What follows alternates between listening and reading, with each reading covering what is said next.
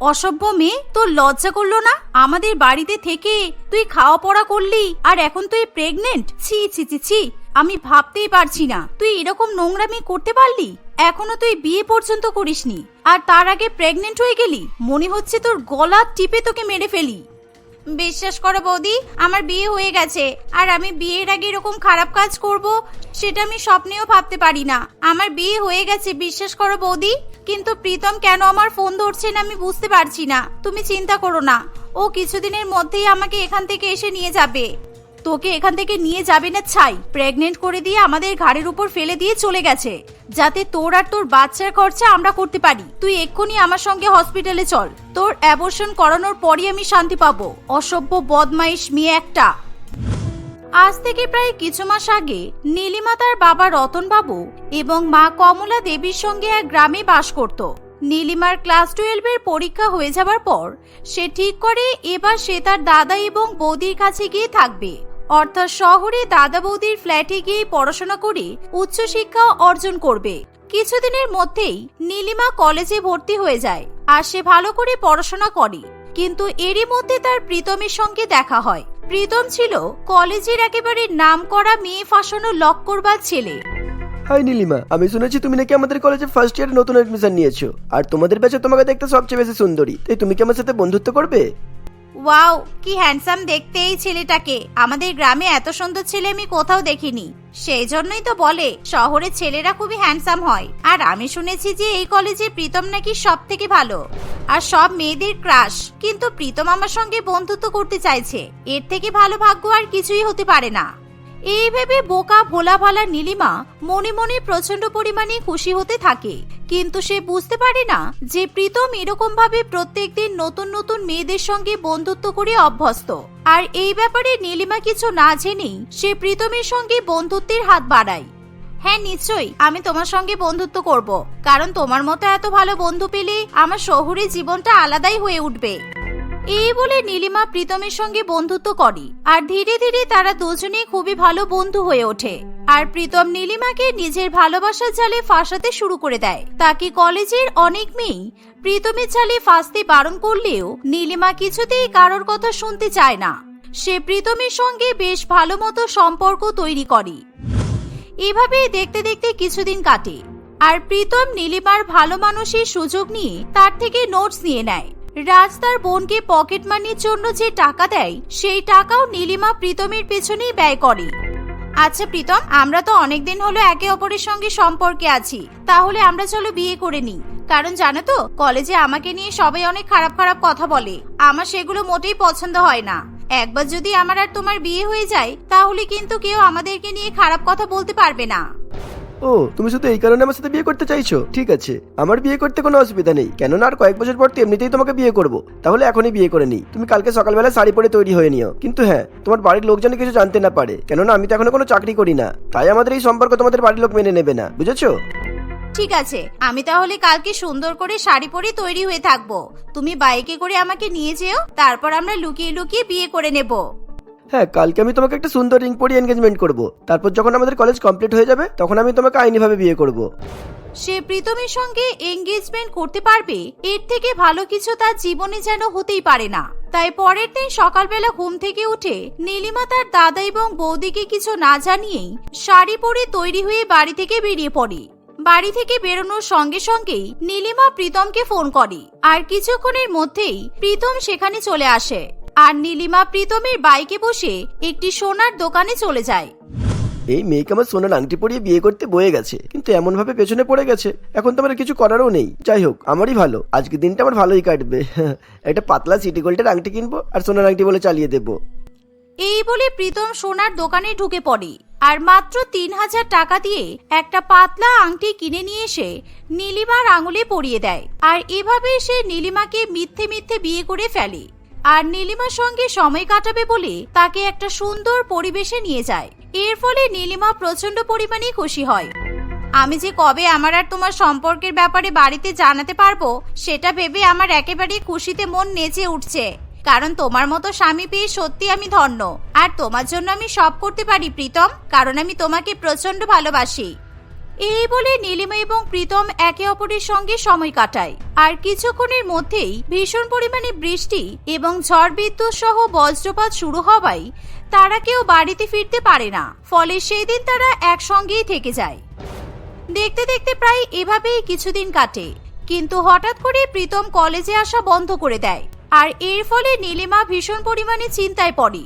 কিছুদিন পর থেকেই নীলিমা চিন্তায় শরীর খারাপ হতে শুরু করে।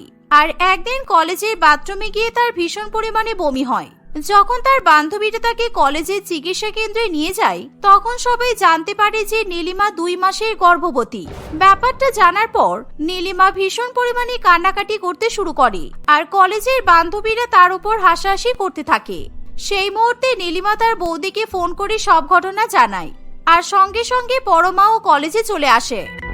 আজকে তুই চল, অসভ্য মেয়ে, আমার বাড়িতে থেকে তুই এরকম একটা নোংরা কাজ করতে পারলি? দাঁড়া, আমি এক্ষুনি তোর বাবা মাকে ফোন করে সব জানাচ্ছি। ছি, কলেজে একেবারে মাথা কাটা গেল আমার। এই বলে পরমা তার ননদকে টানতে টানতে বাড়িতে নিয়ে আসে। অন্যদিকে নীলিমা প্রীতমকে বারবার ফোন করার চেষ্টা করে, কিন্তু প্রীতম ততক্ষণে নিজের বাবার টাকায় বিদেশে পগার পার হয়ে যায়। সুতরাং সে আর নীলিমার সঙ্গে কোনো রকম যোগাযোগ রাখে না। আর পরমা যখন তার স্বামীকে নীলিমার এরকম কাণ্ডকীর্তির ব্যাপারে জানায়, তখন রাজও নীলিমাকে ভীষণ পরিমাণে বকাবকি করে। তুই এরকম কাজ কি করে করতে পারলি? আর ওইসব ছেলেরা একদম ভালো হয় না। শুধুমাত্র একটা আংটি পরালেই বিয়ে হয়ে যায় নাকি? ছি ছি ছি, এখন আমি পাড়ার প্রতিবেশীর কাছে কি করে মুখ দেখাবো বল?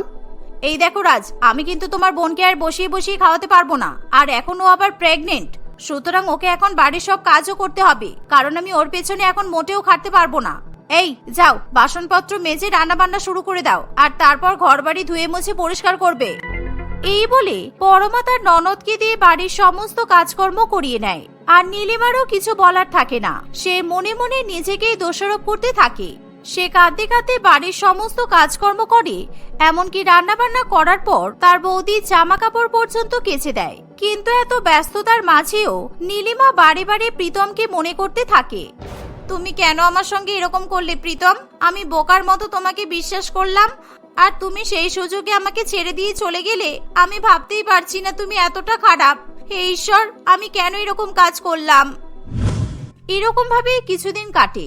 আর একদিন পরমা তার ননদকে হসপিটালে নিয়ে যায় বাচ্চা নষ্ট করার জন্য। অপারেশন থিয়েটারে সবকিছু তৈরি থাকে, কিন্তু নীলিমার মনে একটুও সাহস হয় না যে সে তার বাচ্চার জীবন নষ্ট করে দেবে। তাই সে কাঁদতে কাঁদতে হসপিটাল থেকে দৌড়ে পালিয়ে আসে।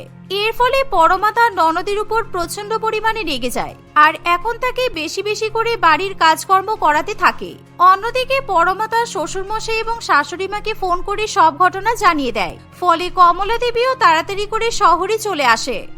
কত স্বপ্ন নিয়ে তোকে শহরে পড়াশোনা করতে পাঠিয়েছিলাম, তুই তোর দাদার মতো লেখাপড়া শিখে চাকরি বাকরি করবি, কিন্তু তুই তো দেখছি প্রেগনেন্ট হয়ে বসে আছিস।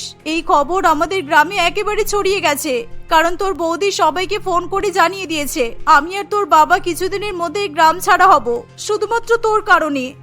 মায়ের এমন কথা শুনি নীলিমা একেবারে অঝরে কাঁদতে থাকে। আর সে নিজেকে একটা ঘরে বন্ধ করে নেয়, কিন্তু তবুও তার বৌদি তাকে রেহাই দেয় না। সারাদিন তাকে যা নয় তাই বলে গালমন্দ করে, এমনকি তাকে থাপ্পড় পর্যন্ত মারি। সেই সাথে তাকে একেবারে পশুর মতো খাটায়। আর এভাবেই দেখতে দেখতে প্রায় 9 মাস কেটে যায়। একদিন, কি হলো, তুমি খাটে শুয়ে শুয়ে আরাম করছো কেন?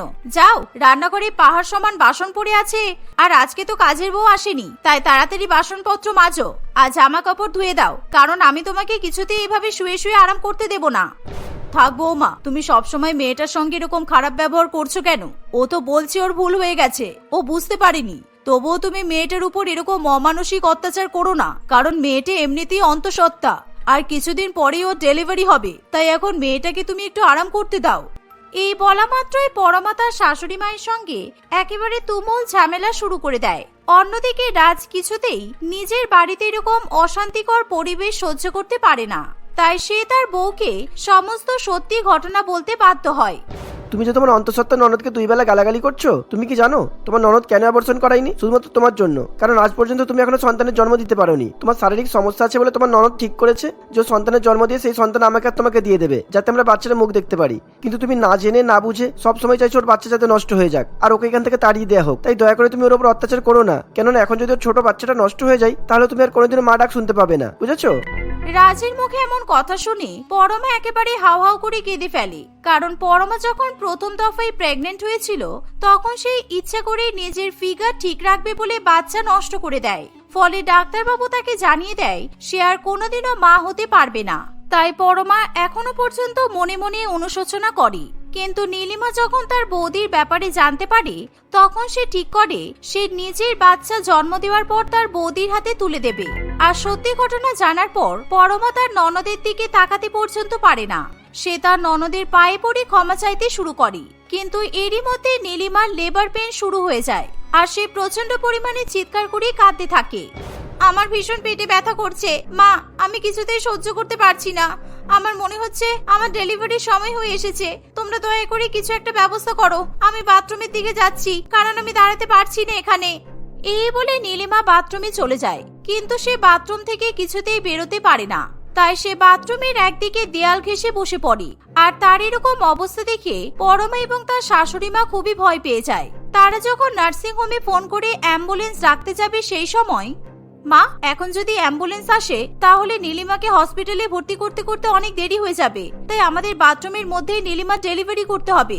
আপনি এক্ষুনি একটু গরম জল নিয়ে আসুন আর একটা তোয়ালে নিয়ে আসুন। সে কি বৌমা, তুমি সত্যি আমার মেয়ের ডেলিভারি করাতে পারবে? কারণ এরকম বাথরুমে ডেলিভারি করা যায় নাকি? তুমি সত্যি এই কাজটা করতে পারবে তো? হ্যাঁ মা, আপনি চিন্তা করবেন না, আমি পারি। কারণ আমার মাসি গ্রামে দাইমার কাজ করে আর আমি আমার মাসিকে দেখেছি কিভাবে সন্তান প্রসব করাতে হয়। আমি ঠিক সব ম্যানেজ করে নেব। আপনি শুধু তাড়াতাড়ি করে এই বাথটাবের জলের মধ্যে গরম জল ভরে নিন। আমি নীলিমাকে বাথটাবের মধ্যে বসিয়ে দিচ্ছি। এই বলে পরমা বাথরুমের মধ্যেই তার ননদের ডেলিভারি করাতে শুরু করে। আর কিছুক্ষণের মধ্যেই সে একটা ছোট্ট ফুটফুটে পুত্র সন্তানের জন্ম দেয়। অন্যদিকে বাইরে দাঁড়িয়ে রাজ ঈশ্বরের কাছে প্রার্থনা করতে থাকে। কিছুক্ষণের মধ্যেই সকলে বাচ্চার কান্নার আওয়াজ শুনতে পায়। এর ফলে বাড়ির প্রত্যেকেই প্রচন্ড পরিমাণে খুশি হয়। আর নীলিমা তখন তার নিজের পেটের সন্তানকে তার বৌদির হাতে তুলে দেয়। সেই দিনের পর থেকে পরমা খুবই আনন্দে সেই ছোট্ট ছেলেটিকে মানুষ করতে শুরু করে। আর নীলিমা তার অতীতের কালো অধ্যায় ভুলে গিয়ে আবার কলেজে ভর্তি হয়ে পড়াশোনা কমপ্লিট করে এবং সে শহরে একটা বড় অফিসে চাকরি পায়। মনিকা শহর থেকে দূরে এক প্রত্যন্ত গ্রামীণ অঞ্চলে থাকত। তাদের গ্রামের ৮০% লোকের প্রধান পেশা ছিল কালো জাদু করা। সেখানকার বাচ্চারাও ছোটখাটো টোটকা ব্যবহার করতে পারত। এমন জায়গায় থাকার ফলে মনিকার কাছে কালো জাদু করাটা একজন সাধারণ মানুষের প্রত্যেকদিন চা বানানোর মতো এক সহজ ব্যাপার হয়ে দাঁড়িয়েছে। এমন অবস্থায় মনিকার বিয়ে শহর নিবাসী রঞ্জনের সঙ্গে হলে সে প্রথম কালো জাদু করতে একটু লজ্জা এবং ভয় পেত। কিন্তু সবার সামনে কালো জাদু না করলেও সে লুকিয়ে লুকিয়ে এমন নানান রকমের কাজ করতেই থাকে। একদিন হঠাৎই তাদের রান্নাঘর থেকে প্রচন্ড ধোঁয়া বেরোতে দেখে মনিকার ননদ রাখি সেখানে চলে আসে। কি ব্যাপার বলো তো বৌদি, রান্নাঘরে এত ধোঁয়া কেন? কি করেছো তুমি এখানে? বাবা রে, এত ধোঁয়া, এখানে কিছু দেখতেই পাওয়া যাচ্ছে না। তুমি কোথায় আর আগুন কোথায় জ্বলছে বলো তো? ও কিছু নয়, আমি কয়েকটা লঙ্কা পুড়িয়েছিলাম তো সেই জন্য।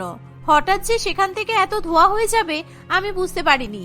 আমি এক্ষুনি সমস্ত কিছু ঠিকঠাক করে দিচ্ছি, তুমি নিজের ঘরে গিয়ে বসো। লঙ্কা পুড়িয়েছো কেন? আর কই, লঙ্কার তো কোনো ঝাঁঝও পাচ্ছি না আমি। সত্যি করে বলো তো কি পুড়িয়েছো? এই রান্না বান্না করতে গেলে এরকম ছোট বড় অ্যাক্সিডেন্ট হয়েই যায়, এতে তোমার লজ্জা পাওয়ার তো কিছু নেই। আরে সত্যি বলছি, লঙ্কাই পুড়িয়েছিলাম। আসলে এই বাড়ির প্রচুর নজর লেগেছে তো সেই জন্য লঙ্কার কোনো ঝাঁঝ আসেনি। যখনই কারোর উপর নজর লাগে সেই ব্যক্তির নজর কাটিয়ে লঙ্কা পোড়ানো হলে সেই লঙ্কা থেকে ঝাঁঝ আসে না। তবে তুমি চিন্তা করো না, আমি সবার নজর কাটিয়ে দিয়েছি। তুমি এখনো এসব জিনিসে বিশ্বাস করো? আমি তো শুনেছিলাম তুমি গ্রামে থাকলেও পড়াশোনা জানা এক শিক্ষিত মহিলা, কিন্তু তুমি এসবে বিশ্বাস করো দেখে আমার ভীষণ অদ্ভুত লাগছে। আমি শুধু এগুলো বিশ্বাস করি তা নয়, আমার নিজের বাড়ির লোক আর নিজের কাছের মানুষদের সাহায্য করার জন্য আমি কালো জাদুও করতে পারি। এই যেমন আজকে বাড়ির উপর থেকে সবার নজর কাটিয়ে দিলাম, এরকম ভাবেই যখন যেটা করার প্রয়োজন হবে আমি সেটাই করব। এই বলে মনিকা রান্নাঘরের সমস্ত জানালা খুলে দেয় এবং আস্তে আস্তে সব ধোঁয়া বাইরে বেরিয়ে যায়। ধোঁয়াগুলো সরে যাওয়ার পরে মনিকা তার ননদের মুখটা ভালোভাবে দেখতে পায়। রাখিকে দেখেই বুঝতে পারা যাচ্ছিল যে মনিকার এই ব্যবহারে সে একেবারেই সন্তুষ্ট হয়নি। এই সমস্ত ঘটনা দেখে আর মনিকার কথা শুনে রাখির বড্ড অদ্ভুত লাগে, কিন্তু সে আর বাড়তি কোনো কথা না বলেই সেখান থেকে চলে যায়। দেখতে দেখতে আরো কয়েকদিন কাটে। আজকাল মনিকা একটু বেশি কালো জাদু করা বিভিন্ন রকম টোটকা ব্যবহার করা শুরু করে। তার এই ব্যবহারে তার স্বামী, শাশুড়ি, ননদ প্রত্যেকেই বেশ অসন্তুষ্ট হয়।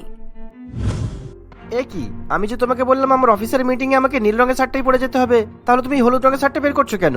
তুমি জানো না আমাদের অফিস মিটিং এ ওই অফিসারদের নীল শার্টটাই পরতে হয়?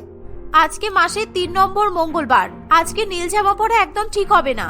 তাই আজকে আমি কিছুতেই তোমাকে নীল জামাটা পরতে দিতে পারবো না। আজকে হলুদ পরলে তোমার সমস্ত কাজ সুন্দরভাবে মিটে যাবে। এই জামাটা পরে গেলে আমার কাজটাই থাকবে না, আর তুমি বলছো সব সুন্দরভাবে মিটে যাবে? আমি কিছুতেই হলুদ জামাটা পরে যেতে পারবো না, তুমি আমাকে নীল শার্টটা দাও। মনিকা বারবার বারণ করা সত্ত্বেও রঞ্জন খুবই জোর করতে থাকে। রঞ্জন কিছুতেই মনিকার কথা মতো হলুদ জামা পরতে চায় না। এই হলুদ শার্টটা যদিও আজকে পরে, তাহলে আজকে বিশাল সমস্যার সৃষ্টি হবে। যেভাবেই হোক আমাকে একটা ব্যবস্থা করতেই হবে যাতে রঞ্জন এই হলুদ শার্টটা পরে যেতে না পারে। এসবের নানান রকমের কথা ভাবতে ভাবতে মনিকা রঞ্জনের হাতে তার অফিসের নীল রঙের শার্টটা তুলে দেয়। রঞ্জন সেই শার্টটা পরেই অফিসে যাওয়ার জন্য তৈরি হয়। কিন্তু রঞ্জন ব্রেকফাস্ট টেবিলে খাবার খেতে এলে মনিকা ইচ্ছা করে তার ওই নীল রঙের শার্টটার উপরে তরকারি ফেলে শার্টটাকে একেবারে নোংরা করে দেয়। সেই সাথে রঞ্জনের কাছে আরো যত নীল রঙের শার্ট ছিল সবকটা শার্টই মনিকা কোনো না কোনোভাবে রঞ্জনের অফিসে পড়ে যাওয়ার অযোগ্য করে দেয়। কোনোটার বোতাম ছিঁড়ে দেয়, আবার কোনোটা বাথরুমে গিয়ে সাবান জলে ভিজিয়ে দেয়। বাধ্য হয়ে রঞ্জনকে শেষ পর্যন্ত সেই হলুদ রঙের শার্টটা পরেই অফিসে যেতে হয়। তুমি জানো না আমাদের অফিসের মিটিংটা আজকে তুমি প্রেজেন্ট করবে? সমস্ত কিছু জেনে তুমি অফিসের দেওয়া নীল রঙের শার্টটা পরে আসোনি কেন? আমার ওই শার্টটাতে খাবার পড়ে গিয়েছিল স্যার, তাই ওটা পরে আসা সম্ভব হয়নি। তোমার কাছে আর কোনো রকমের নীল শার্ট ছিল না? যা খুশি তাই একটা মিথ্যা কথা বললেই হলো নাকি? তোমাকে আজকে কিছু করতে হবে না, তুমি বাড়ি চলে যাও। এইভাবে অফিসের নিয়ম ভঙ্গ করলে আমার প্রচন্ড রাগ হয়। কিন্তু স্যার বলছিলাম কি। মনোহর বাবু রঞ্জনের কোনো কথাই শোনে না। রঞ্জন বাধ্য হয়ে বাড়িতে ফিরে আসে। বাড়ি ফিরে এসে তার মনিকার সঙ্গে বেশ ভালো রকমের ঝগড়া হয়। মনিকা বারবার রঞ্জনকে বোঝানোর চেষ্টা করে যে এই হলুদ জামাটা পরার জন্য তার ভালো হবে, কিন্তু রঞ্জন এসব অন্ধবিশ্বাসে একেবারেই মন দিতে পছন্দ করে না। কিছুক্ষণ পরেই রঞ্জনের কাছে খবর আসে যে তাদের অফিসে আগুন লেগেছে। দেখলে, তুমি হলুদ জামাটা পরে গিয়েছিলে বলে তুমি তাড়াতাড়ি বাড়ি চলে এলে, তোমার কোনো ক্ষতিও হলো না। এই কারণেই আমি বলি আমার কথা শুনবে, আমি যা বলি সবকিছু ভেবেই বলি। এটাকে কপাল বলে বৌদি। তোমার কি মনে হয় আজকে দাদাদের অফিসে আর কেউ কোনো রকমের হলুদ জামা কাপড় পরে যায়নি? তারা কি সবাই দাদার মতো বকা খেয়ে বাড়ি চলে এসেছে? না নিশ্চয়ই। তোমরা এখন বুঝতে পারছো না তো, একদিন আমার এই কালো জাদু করার জন্যই তোমাদের সবার উপকার হবে, সেদিন তোমরা বুঝবে। উপকার হোক বা না হোক তা নিয়ে আমার কোনো মাথা ব্যথা নেই, তবে কোনো অপকার না হলেই হলো। এই বলে রাখি এবং রঞ্জন দুজনেই সেখান থেকে চলে যায়। তাদের এমন ব্যবহার মনিকার মোটেই ভালো লাগে না। মনিকার শ্বশুরবাড়ির প্রত্যেকেই তার এই কালো জাদু করা নিয়ে বিরক্তি প্রকাশ করলেও মনিকা কারোর কোনো কথাই শোনে না। দেখতে দেখতে আরো বেশ কয়েকদিন কাটে। এমনই একদিন, আমার একটা সোনার আংটি ছিল, বেশ অনেকদিন যাবৎ সেটা আলমারিতেই পড়েছিল। ওটা কোথায় আছে যদি জানতে পারতাম তাহলে খুব ভালো হতো। ওটা আমার স্বামীর দেওয়া প্রথম উপহার ছিল, জানো বৌমা। শেষ ওটা কোথায় রেখেছিলেন মনে আছে? কিংবা শেষ আপনি ওটা কবে হাতে পড়েছিলেন সেটা কি মনে আছে আপনার? না না, এরকম তো কিছু মনে নেই। আমি শেষ ওটা রাখিকে একবার বিয়ে বাড়িতে পড়ে যাওয়ার জন্য দিয়েছিলাম। ওর খুব ইচ্ছে ছিল ওই আংটিটা হাতে পরার। তাহলে নিশ্চয়ই ওটা রাখির কাছেই আছে। দাঁড়ান, আমি এক্ষুনি একটা জাদু ব্যবহার করে ওটার খোঁজ জানার চেষ্টা করছি। এটার জন্য জাদু করতে হবে? কি বলছো গো তুমি? আমি যখন ছোট ছিলাম তখন সবাই এসব কালো জাদু টাদু অনেকে মানতো, কিন্তু এখনো যে এগুলোকে এত মানা হয় সেটা তোমাকে না দেখলে বিশ্বাসই করতে পারতাম না। বসুন্ধরা দেবীর এই কথা শুনে মনিকা রান্নাঘরে চলে যায় এবং সেখান থেকে একটা লেবু ও কয়েকটা লবঙ্গ নিয়ে আসে। সে ওই লবঙ্গগুলোকে লেবুটার মধ্যে ফুটো করে ঢুকিয়ে দেয়। সেই সাথে মেঝেতে বেশ কয়েক রকমের আকার আকৃতি এঁকে সেই আকৃতিগুলোর মাঝখানে লেবুটাকে বসিয়ে ঘুরিয়ে দেয়। এসব অদ্ভুত জিনিসপত্র দেখে বসুন্ধরা দেবী একেবারে হা হয়ে যায়। ওই জায়গায় লেবুটা ঘুরতে ঘুরতে মনিকা ননদের ঘরের দিকে মুখ করে থেমে যায়। এবার এর থেকে কি প্রমাণ হবে শুনি? লবঙ্গগুলোর মুখ তো রাখির ঘরের দিকেই ঘুরলো, তার মানে কি আমার আংটিটা রাখির ঘরেই আছে?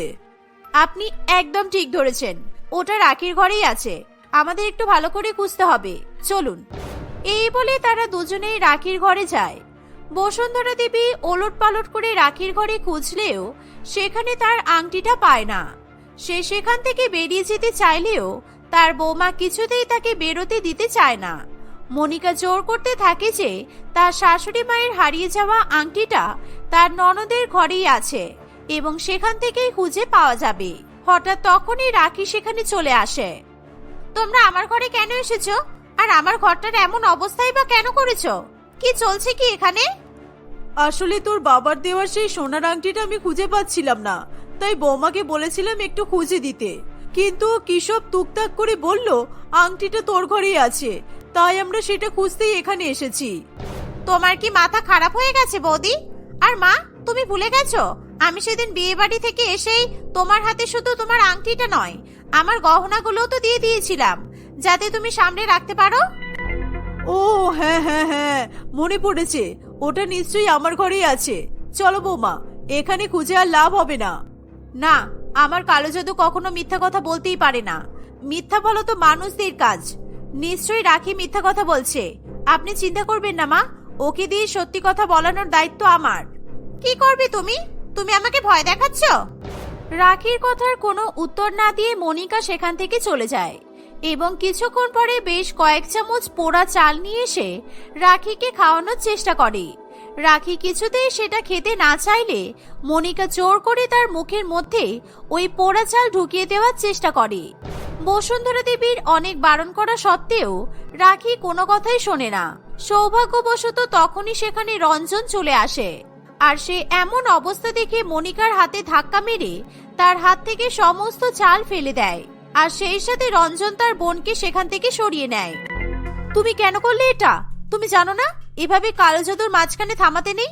ও চালটা একটুখানি মুখে নিলে সব সত্যি কথা বলে দিত, আংটিটা ও কোথায় রেখেছে সব বলে দিত।